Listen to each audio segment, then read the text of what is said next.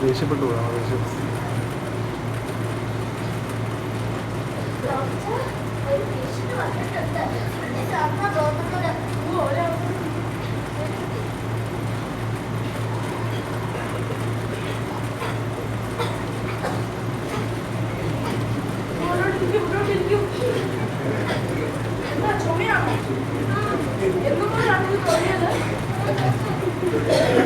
അത് കുഴപ്പമില്ല, നമുക്ക് എളുപ്പം ചെയ്യാം.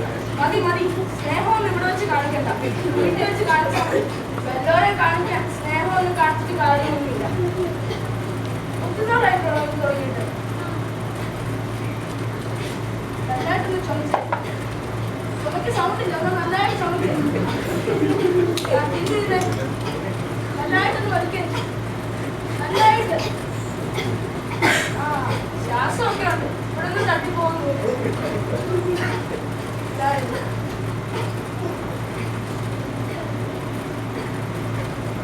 ബൈബിൾ വായിക്കുന്നില്ലല്ലേ?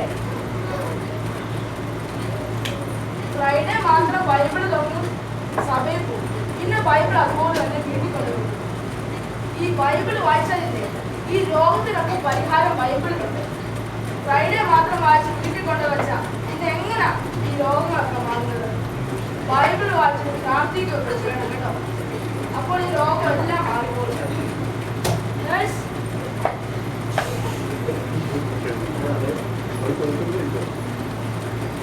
ബൈബിൾ വായിക്കുന്നില്ലല്ലേ?